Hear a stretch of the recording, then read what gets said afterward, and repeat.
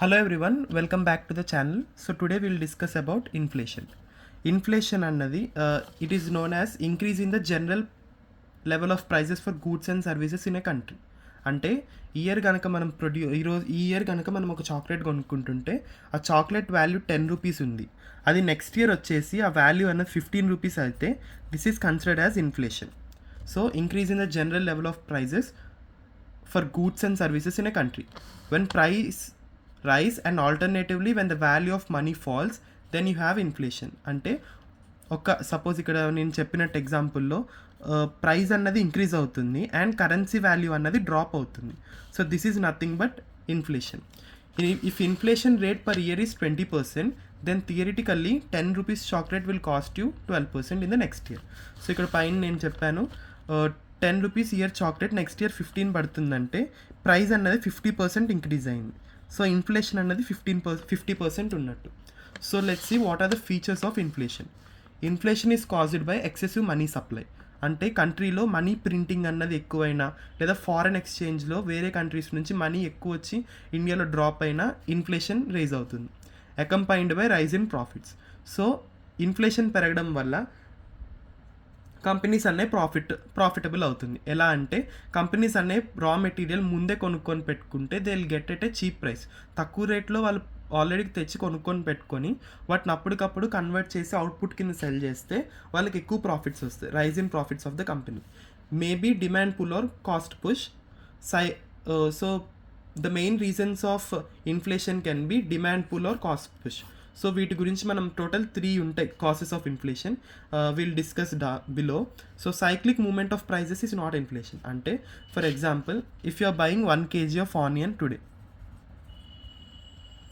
1 kg of onion మీరు కొనుక్కుంటున్నప్పుడు అది ఈరోజు 10 రూపీస్ ఉండొచ్చు, అది రేపు 15 అవుతుంది. 15 అయ్యాక 1 month తర్వాత మళ్ళీ ఆ 10 రూపీస్ ఆనియన్స్ అనేవి 9 రూపీస్కి రావచ్చు. So here the prices are increasing and then decreasing. So this is known as cyclic movement of price. అంటే ప్రైస్ పెరుగుతుంది తగ్గుతుంది. సో దీన్ని మనం ఇన్ఫ్లేషన్ అన్నాం. So this is not called as inflation. అలా కాకుండా ఆ 10 రూపీస్ ఆనియన్స్ అనే 15 అయ్యి ఒక 2-3 years వరకు పెరుగుతూనే ఉన్నాయి కానీ తగ్గకపోతే దాన్ని మనం ఇన్ఫ్లేషన్ అంటాం. So there are 3 causes of inflation: demand pull, cost push and monetary. Demand pull అంటే చాలా డిమాండ్ ఉంది కానీ ఎనఫ్ సప్లై లేదు. So then inflation. For example if you want to buy apple కొనుక్కోవడానికి వెళ్ళినప్పుడు యాపిల్కి సప్లై తక్కువ ఉంది అండ్ డిమాండ్ అన్నది ఎక్కువ ఉంది. సో నార్మల్గా 4 apples 100 పడేది అప్పుడు ఏమవుతుంది 200 పడుతుంది. ఎందుకంటే దెర్ ఈజ్ చాలా కాంపిటీషన్ ఉంది మార్కెట్లో కొనుక్కోవడానికి. చాలామంది they are trying to buy apples.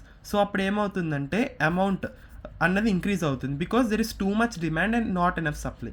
And next cost push వచ్చేసరికి రైజింగ్ ప్రొడక్షన్ కాస్ట్. అంటే ప్రొడక్షన్ కాస్ట్ అంటే transportation, next wages, salaries. So కంపెనీస్లో ఉన్న ఎంప్లాయీస్కి వేజెస్, శాలరీస్ ఇవన్నీ పెంచితే దానివల్ల కాస్ట్ పుష్ అన్నది వస్తుంది. అప్పుడు ఏమవుతుందంటే కంపెనీ అన్నది to earn more profits in order to fulfil those needs. అంటే ఇవన్నీ పే చేయడానికి కంపెనీకి మనీ కావాలి. ఆ మనీ అన్నది వాళ్ళు ఏం చేస్తారంటే గూడ్స్ మీద ఎక్కువ ఇంపోజ్ చేస్తారు సో దట్ వాళ్ళకి ఎక్కువ ప్రాఫిట్స్ వస్తాయి. అప్పుడు వాళ్ళు వెళ్ళి ఆ అమౌంట్ అన్నది పే చేసుకుంటారు. And next monetary, too much money in circulation. So too much money అంటే ఎక్కువ మనీ అన్నది అంటే ఆర్బీఐ అన్నది కానీ లేదా ఏ కంట్రీకైనా చెందిన నోట్స్ ప్రింటింగ్ ఏజెన్సీ ఎక్కువ నోట్స్ ప్రింట్ చేసింది అనుకో అప్పుడు మానిటరీ ఇన్ఫ్లేషన్ అన్నది వస్తుంది బికాస్ మనీ వాల్యూ అన్నది డిక్రీజ్ అయిపోతుంది. సో మీరు ఒక బ్రెడ్ ప్యాకెట్ అన్నది ఎవ్రీ ఇయర్ 50 రూపీస్కి కొనుక్కుంటే ఎక్కువ అవుట్ సైడ్ సర్క్యులేషన్ మనీ ఉండడం వల్ల అదే ప్యాకెట్ మీరు నెక్స్ట్ ఇయర్ 150 కొనాల్సి ఉంటుంది. So this is known as inflation. So types of inflation, there are a total of 5 types. So first one and basic one is creeping అంటే moderate or mild inflation. అంటే దీనివల్ల ఎక్కువ effect ఏమీ ఉండదు కంట్రీకి. So this type occurs when price level persistently rises every year at a mild rate అంటే తక్కువగా ప్రతి ఇయర్ మెల్లగా ఇంక్రీజ్ అవుతుంది. When inflation is 10% or less than it should be single digit. అంటే ఇన్ఫ్లేషన్ అనేది 3, 4, 5, 6, 7, 8, 9 అంటే ఇన్ఫ్లేషన్ అనేది తక్కువ ప్రతి ఇయర్ తక్కువ ఉంటే then we call it as creeping inflation. Or mild inflation or moderate inflation.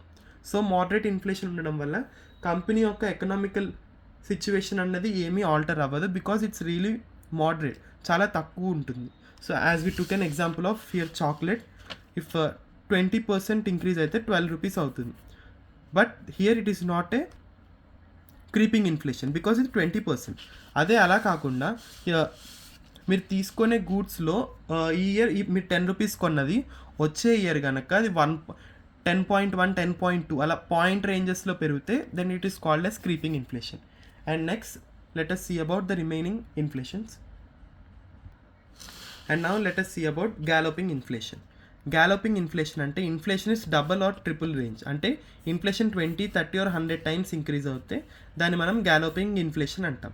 So galloping inflation అన్నది మనం సీరియస్గా కన్సిడర్ చేయాలి, బికాస్ గ్యాలోపింగ్ ఇన్ఫ్లేషన్ అన్నది ఇలాగే పెరుగుతూ వెళ్తే అది హైపర్కి లీడ్ అవుతుంది. Inflation is double or triple range.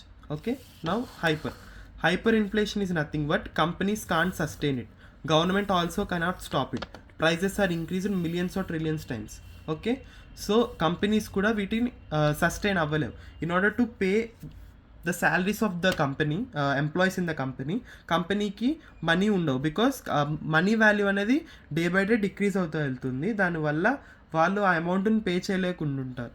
And government కూడా దీన్ని ఆపలేదు, గవర్నమెంట్ కూడా కంట్రోల్లో తీసుకొని ఆపలేదు. Prices are increase millions or trillion times, అంటే మీరు ఇయర్ 10 రూపీస్కి కొనే చాక్లెట్ నెక్స్ట్ ఇయర్ అది 300, 400 అవుతుంది. So here the money value is totally drastically affected, money value చాలా పడిపోతుంది. దీనివల్ల this is known as hyper inflation.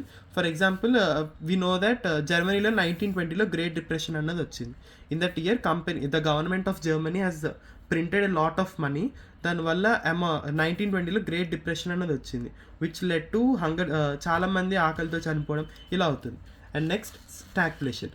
This is very dangerous compared to hyper, because here when the employment decreases and inflation rises, okay, employment అనేది పోతుంది, అంటే ఉద్యోగాలు ఉండవు దేశంలో, and inflation rises.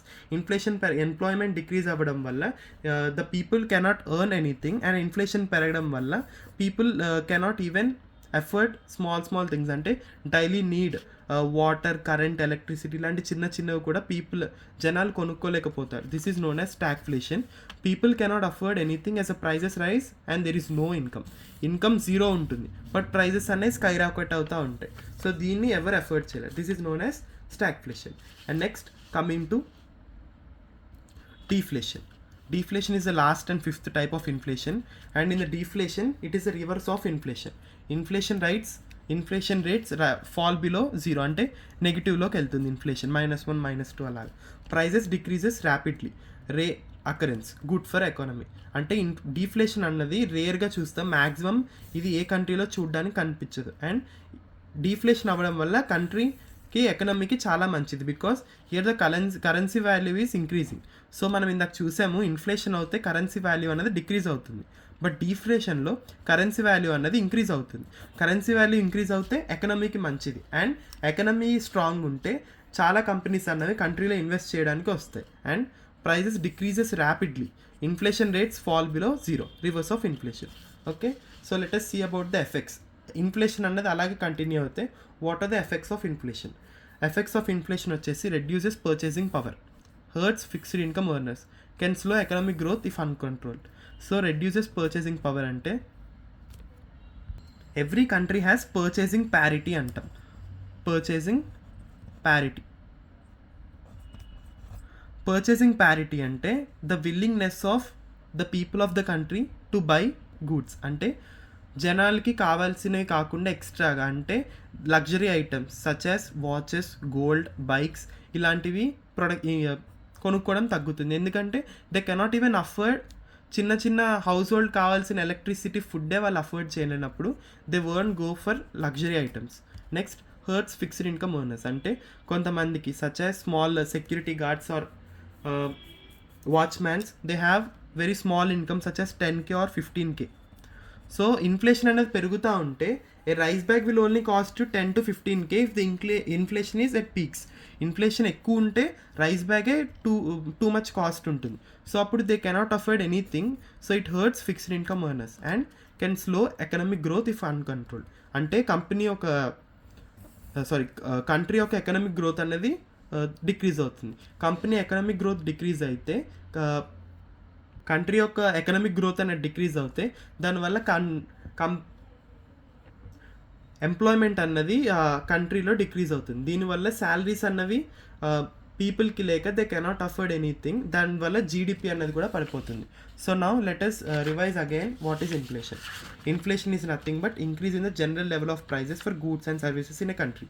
When prices rise, alternatively the power of the money decreases, you have inflation. అంటే general prices కొనుక్కునే ప్రతి year కొనేదానికంటే ప్రైజెస్ అనే ఊరికే ఇంక్రీజ్ అవుతాయి, that is known as inflation. Cyclic movement of price is not inflation. అంటే rates అనేవి తగ్గుతూ అలాగా ఒక సైకిల్ మెయింటైన్ చేసుకుంటూ వెళ్తే that is not known as inflation. It is accompanied by rise in profits for the companies caused by excessive money supply. And next, there are 3 causes of inflation: demand, cost, monetary. There is too much demand but there is no enough supply, then it is known as demand supply. Cost push ante rising production cost. Monetary, too much money is produced in the country or printed in the country. There are total of 5 types of inflation. Creeping ante moderate inflation, it doesn't affect the economy of the country but it affects slightly, but which is negligible. Next,